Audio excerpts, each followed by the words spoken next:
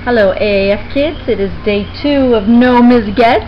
I hope you are missing me as I am missing you. I'll send you some pictures maybe of me and the little ones. I'm sitting out here on my porch so you might hear some peepers in the background and maybe some piano too. Not sure if you can hear it or not. If you would put this in your warm-up book please,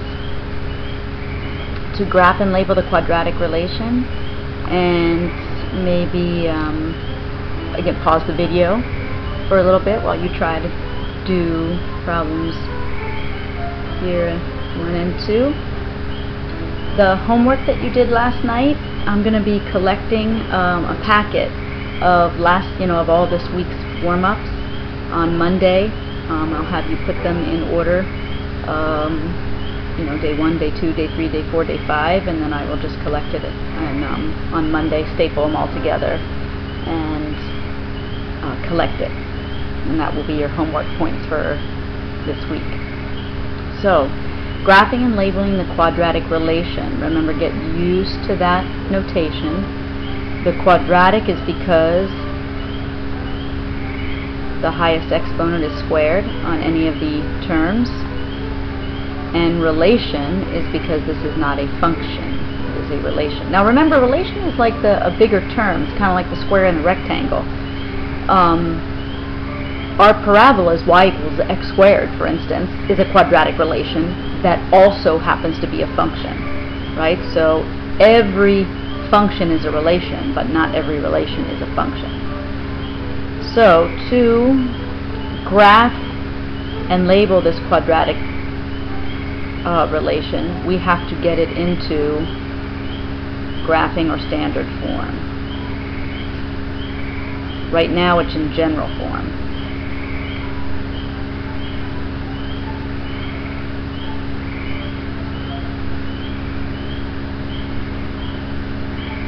So remember, we have to do our algebra, right? Group your x terms.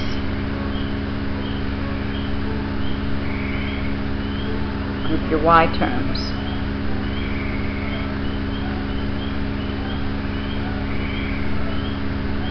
And this is an inequality.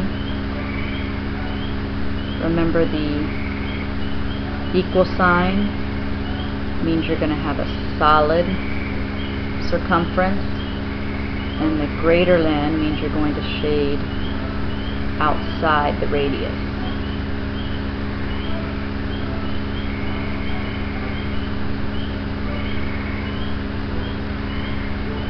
Dividing 4 by 2, I get 2. Squaring it, I get 4. Dividing negative 18 by 2, I get negative 9. Squaring that, I get 81. So remember, I have to both add 4 and 81 to the right side as well. Then I'm going to factor. This is x, and then this b divided by 2.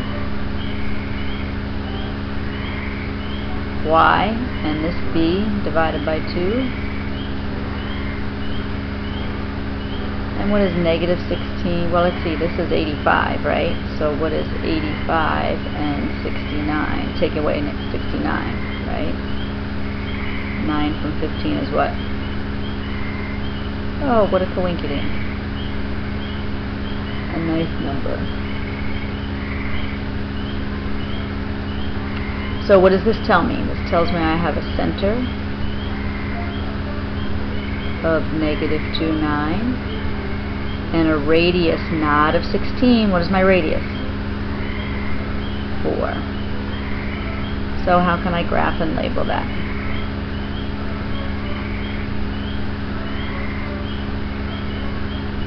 Make some space for my graph.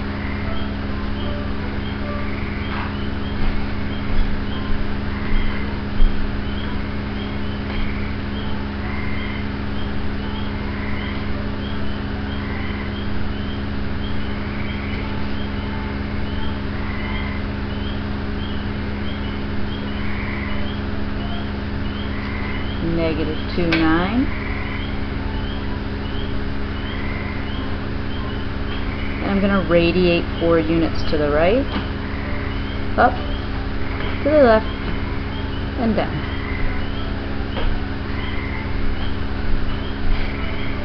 Draw my circle. It is solid and label. Negative 2 plus 4 is 2, comma, 9. Negative 2 minus 4 is negative 6, comma, 9. To go up, I keep the x-coordinate in the center and add 4 to 9. Keep the x-coordinate in the center and subtract 4 from 9. Oh dear. I can fix that.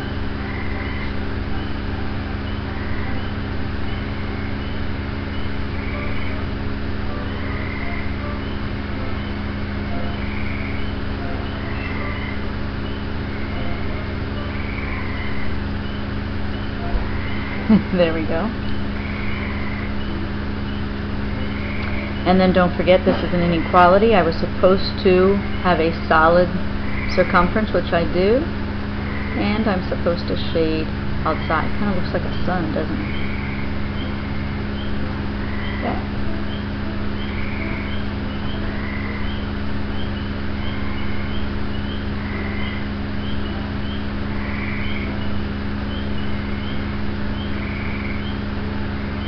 Alright, now write the equation. Notice I don't have to graph. I just have to write the equation for a circle with a center and contains this point.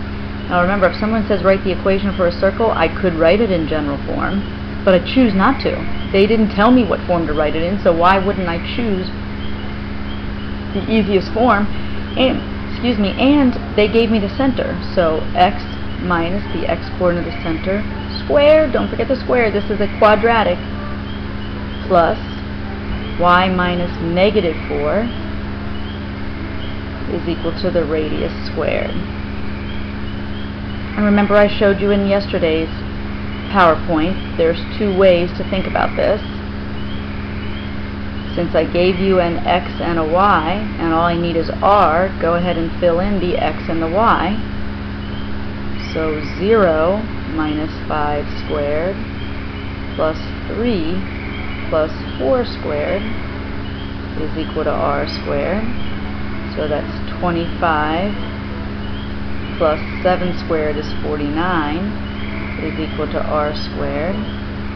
R squared is equal to 74, meaning the radius is the square root of 24, which is not an integer, but that's okay. So take this 74 and put it there. You found r squared is 74, so put 74 here.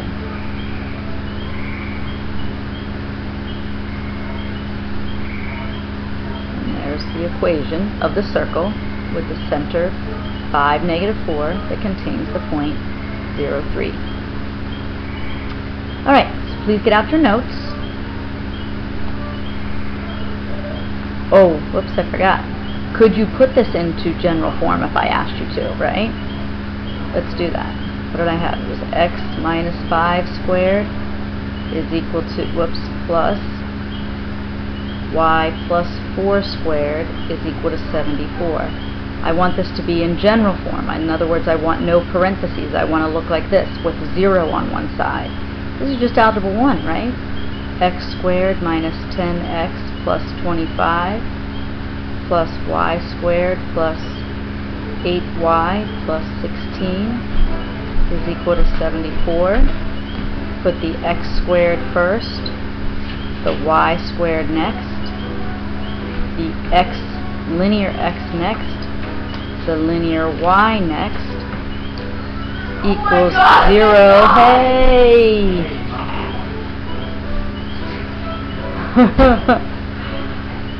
And then I just need to figure out, I just have to put my constants together. 25 and 16.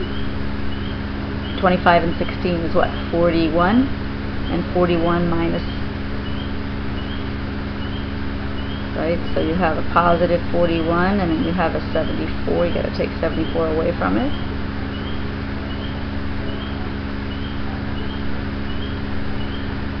If I've done my math right.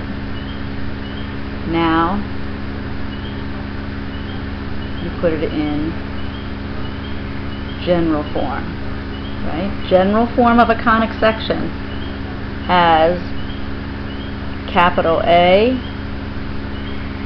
in this case 1, capital C, remember RB is always 0, in this case 1, D is -10, E is +8, and F is -33.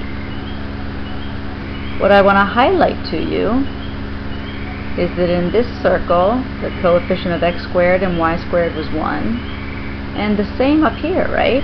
X squared and y squared is equal to 1, and if you look at the examples we did yesterday, the coefficient of x squared and y squared were both 1.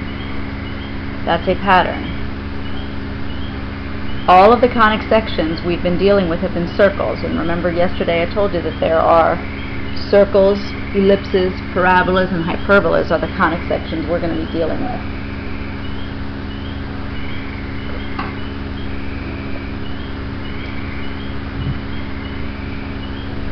If you're in general form, so general form, if I don't have to graph, general form is a nice way to identify which conic section I have. If the coefficients of the squared terms, just the squared terms, I don't care about anybody else, remember it's the squared terms that have the most effect on the shape. If they are equal, in other words, the coefficient of the x squared term is the same as the coefficient of the y squared term, so in our cases they've both been 1, but they could both be 3, they could both be -4, they could both be 10.2, but neither of them can be 0. If that is true, then I can tell from general form that the conic section I'm dealing with is a circle. Remember, conic section, quadratic relation, those are the same thing. So just looking at general form, I don't know where the center or the radius is, and I don't know until now which conic section I have. But now, as long as you're looking at the coefficients of the square terms and they're both equal and neither one of them is 0, you know you have a circle. So the question becomes, what if A and C are not equal? If you are in general form and the coefficients of the square terms are not equal, but they are either both positive or both negative. In other words, A is not, the coefficient of the x squared term is not the same as the coefficient of the y squared term. Neither one of them are 0, but they are both positive or both negative. You don't have a circle, you have an ellipse. Circle if the squared coefficients are the same, ellipse if the squared terms are different but have the same sign. So, here's some information about ellipses. Now the ellipses that we're going to be dealing with, as I told you on the first day, are either going to be stretched straight up and down vertically or straight right and left horizontally. We will have no diagonal ellipses. An ellipse, just like a circle, still has a center, and it's still called HK.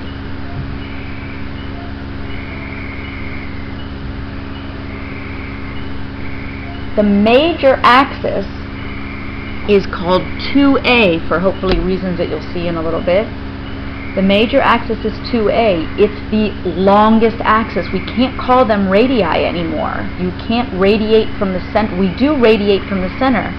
If you notice over here, in the ellipse, here's my center. I'm radiating straight up and radiating straight down, but unlike my circle, how far I radiate up and down is not how far I radiate in any other direction. The longest radiation from the center is called the major axis, and that's called 2A.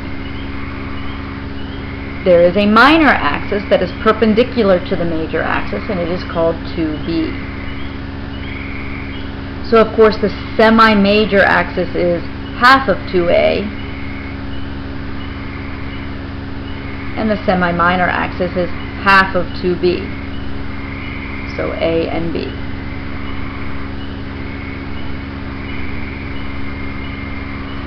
The vertices, we didn't really use that vocabulary in the circle, but that's why I had you radiate and plot those points like we did, right? That I taught you. Straight up, straight down, straight right, straight left. We don't call, because since for a circle you radiate the same in each direction, no matter where you're going, we didn't really use the term vertices. But here on an ellipse, the vertices are the end points of the the major axis. So here and here are vertices. Co-vertices are the endpoints of the minor axis.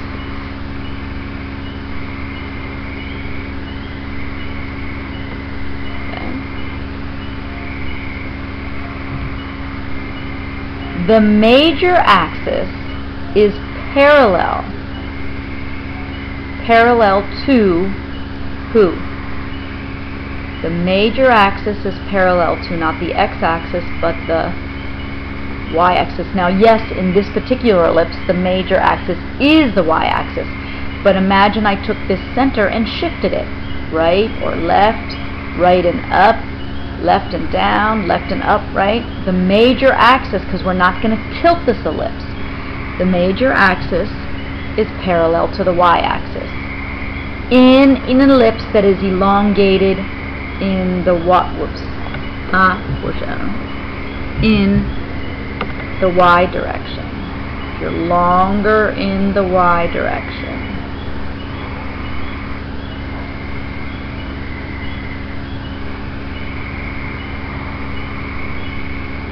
Okay. So that's ellipse type 1. Ellipse type 2 is an ellipse that is long in the x direction.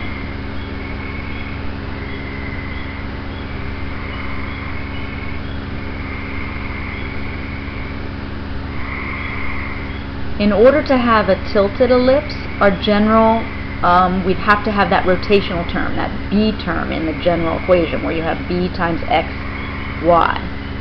Believe it or not, to find the angle of rotation, it takes some inverse trig. Womp womp.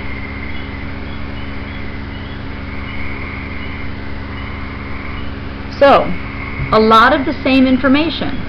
This kind of ellipse still has a center, right? But its major axis is still 2a, but it's horizontal. The minor axis is now vertical. We still have a semi-major and a semi-minor axis. The vertices now, though, are not at the ends of the vertical axes. They're at the ends of the horizontal because they're the endpoints of the major axis. The co-vertices are vertical. They're the ends of the minor axes. And the major axis is parallel to what? The x-axis. Now again, because my center is on 0, 0, my major axis is the x-axis. But again, I'm going to take this ellipse and I'm going to shift it. I'm not going to tilt it, but I'm going to shift it. Oh, shift.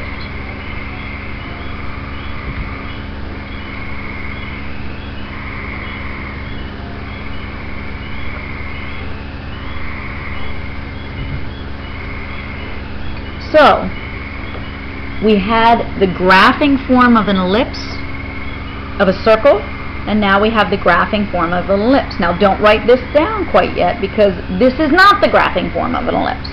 This is the graphing form of what?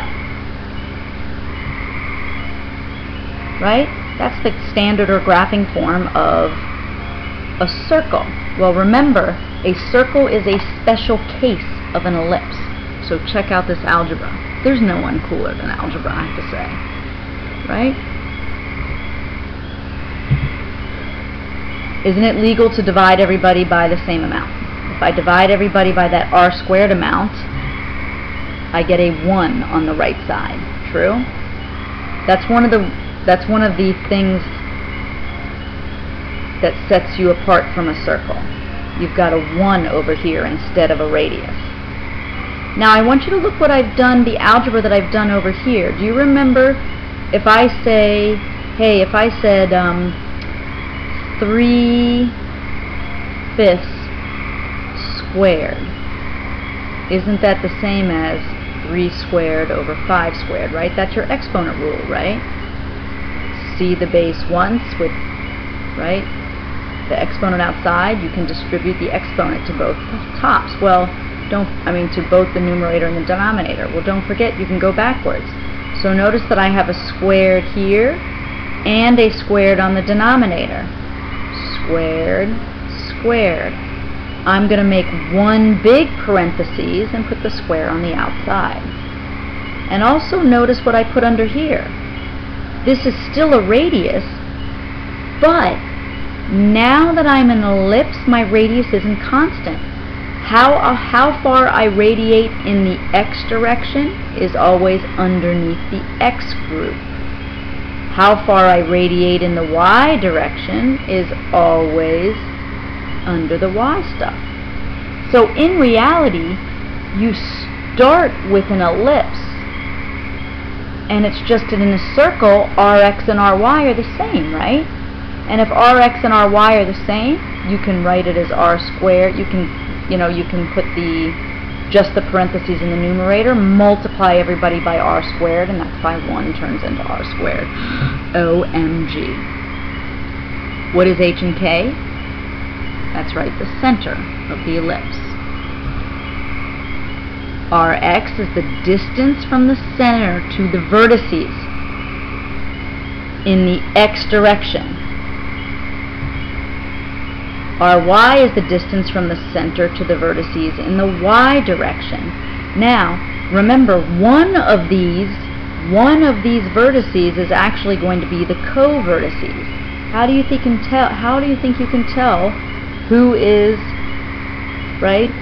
Who are the vertices, who goes with the major axis and who goes with the minor axis? Right, it's just who's bigger, who's longer, right? If you have an ellipse that is long in the x direction, Rx will be the same as A. By default, Ry will be B. However, if you have an ellipse that is long in the y direction, guess what happens? Oh, snap. Right? A and B, Rx and Ry never change position. Rx is always under X. Ry is always under Y. But which one of those values is bigger depends upon who is your A and who is your B. So let's do this example. Let's start from scratch. Just like the warm-up, you'll notice these directions are just like the warm-up. Graph and label the quadratic relation. I didn't say graph and label the ellipse. You have to know this is an ellipse. What is capital A? What is capital C?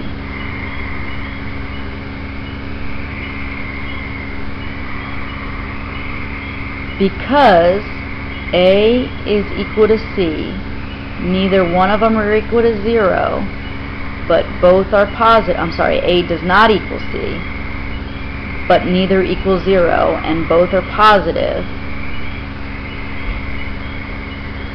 Therefore, I'm dealing with an ellipse. And as soon as I have an ellipse, I know I need to go to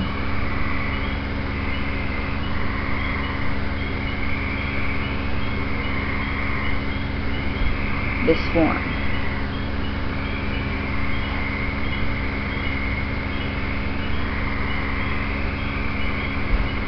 So I've got some work to do,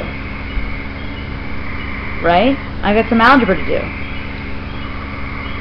I've got to collect x's and y's like I did before, but I don't want my constant over to the other side. Oh, well, I do want it to the other side, but I also then want to force my 1. I have to get a 1 on the right side.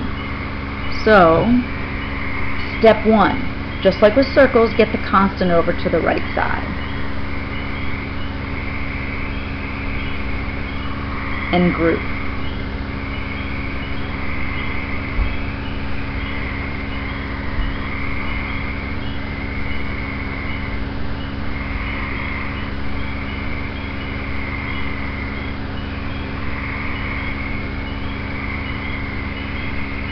Add 101 to both sides.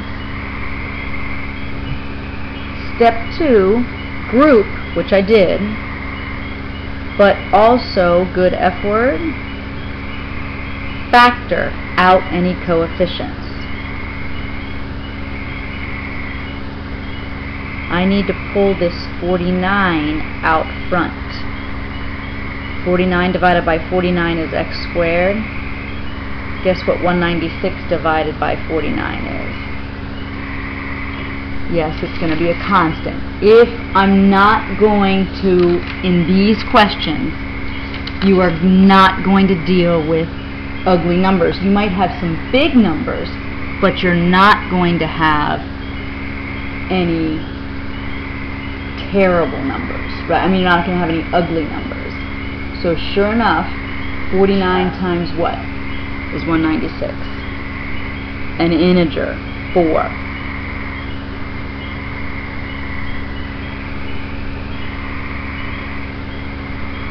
Factor out the 9.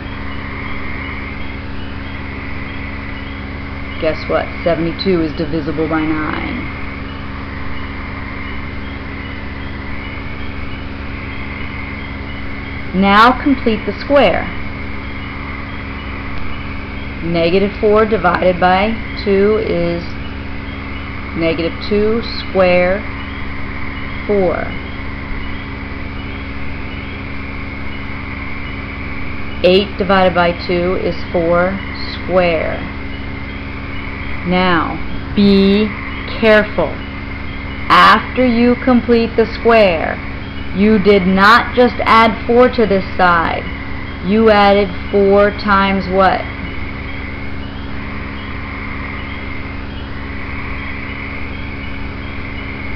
You added 4 times 49. You didn't just add 16 to this side, you added 16 plus 9.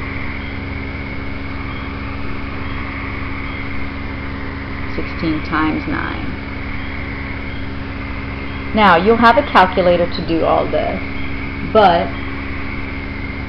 when you're done, you are going to have 49 factor, right? Negative 4 divided by 2 is negative 2. Positive 8 divided by 2 is positive 4.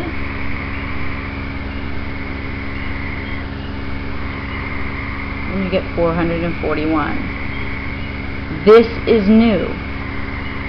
Since you know you have an ellipse, because A was not equal to C, but both of them were positive, you must have a 1 on the right side. So you have got to divide everybody by 441. See what you want and make it happen. This is not legal. You need to divide this side by 441 and this side by 441. Because you are just starting, this will always factor beautifully. 49 times 9 is 441. 9 times 16 is 441. So I end up with x minus 2 squared over 9 plus y plus 4 squared over 16. Now you can leave, this is perfectly legitimate for graphing form. If I wanted, if I This is perfectly acceptable, full credit. I don't know why that plus sign is floating up in midair though. This is perfectly legitimate and full credit for graphing form or standard form. However, please do not tell me that 9 is how far you radiate in the x direction. You need to think of this, right? You need to think of this as actually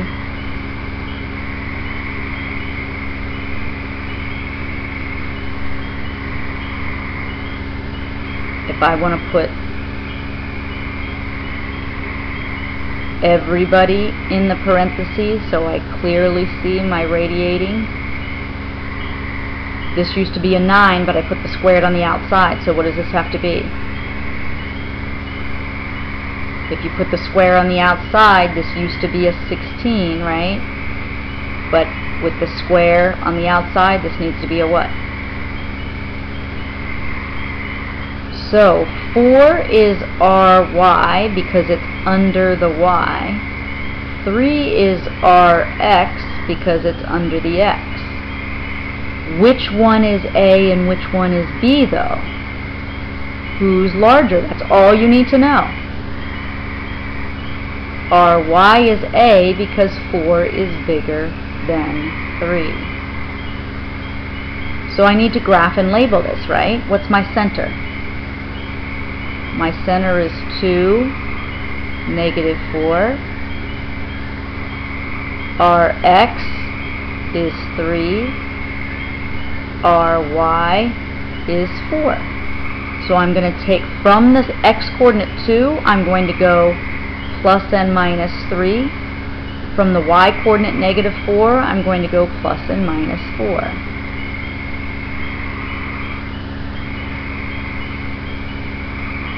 So step 5 is optional. Simplify and put the whole fraction. I mean, you do need to simplify these values. You don't have to put the whole fraction in a group squared. If you can look at that 9 and know that Rx is 3, and look at that 16 and know Rx is 4, I don't care. I just don't want you to graph. I don't want you radiating 9 and 16.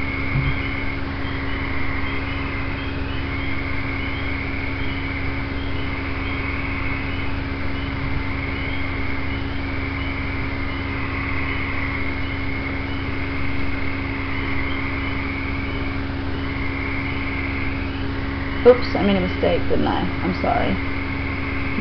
This one is a 7, silly. This is a 49, not a 16. Sorry about that. So, this is what I ended up with. And now I want to graph it. So I need to pull out the information, the center, 2, -4. The 7 is bigger, so the major axis is parallel to which one?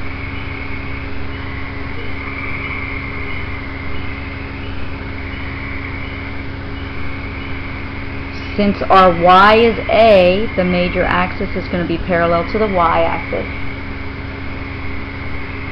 You calculate?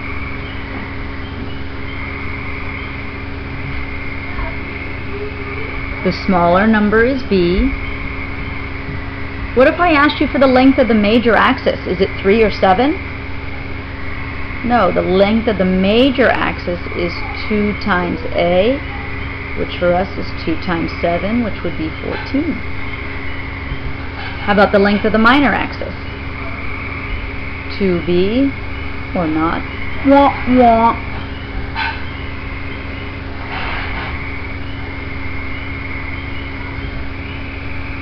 Now let's graph.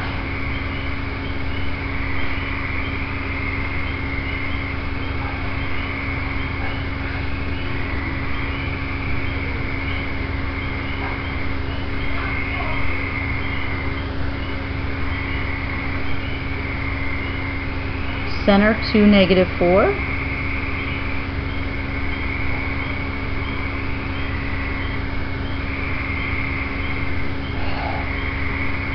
Our x was 3, So I'm going to radiate 3 units in the x direction.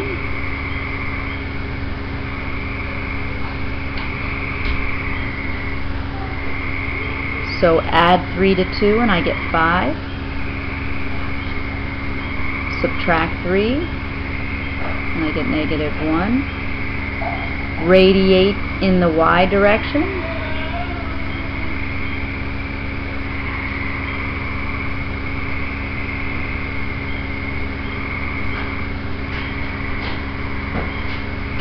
These are your vertices. I now know that the 5, -4 and -1, -4 are my co-vertices because they're at the end of the minor axes. What do I have here? I have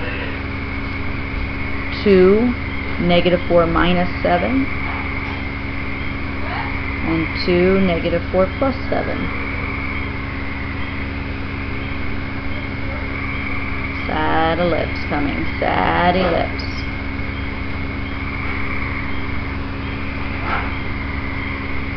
Co-vertices labeled, vertices labeled, longer in the y direction, major axis parallel to the y-axis.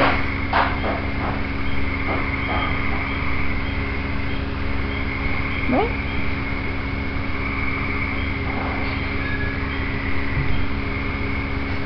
Oh, I forgot that I did this.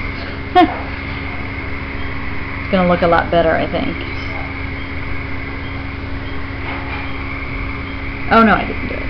Okay. I just drew an axis, that's all. Alright, last problem.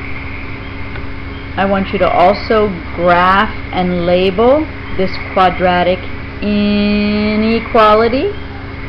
Notice you don't have to do that algebra because it's already in graphing or standard form.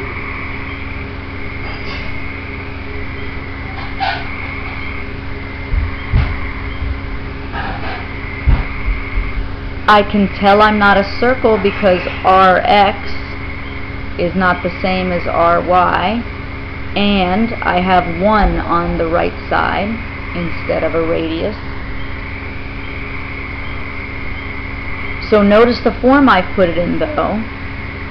Rx isn't quite 36, is it? Right?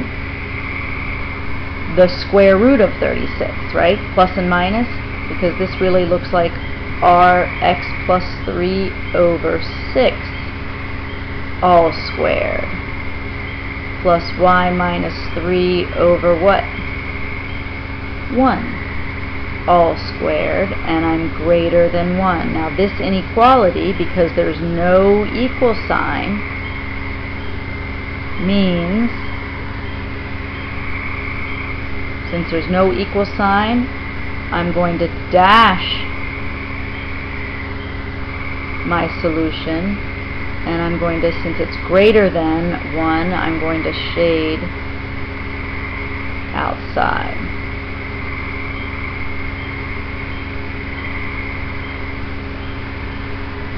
So Rx is 6, Ry is 1, therefore, am I longer in the x or longer in the y? That's right, since Rx is bigger, Rx is A, and Ry is B.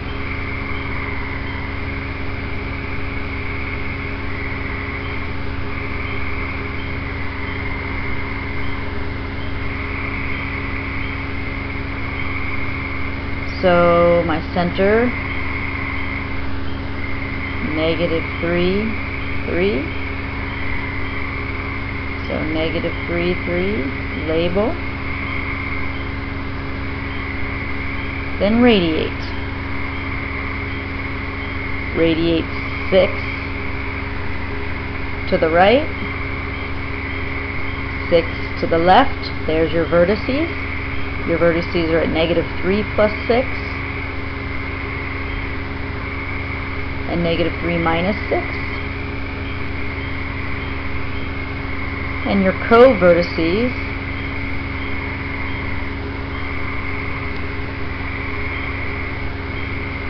are -3, 3 plus 1, and -3, 3 minus 1.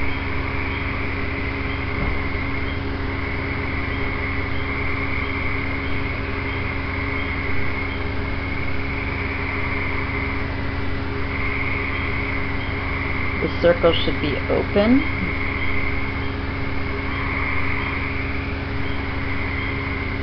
And I'm shading where?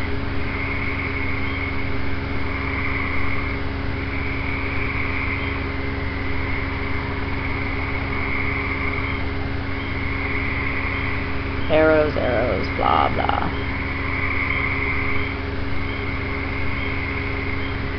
Good? Alright, so you've got another handout tonight for homework where you're practicing a bunch of ellipse work. And remember again, reminder that on Monday I'll be collecting a week's work of homework from everyone in a nice, neat packet, right? Alright. I will be talking to you again tomorrow. Have a good rest of your day.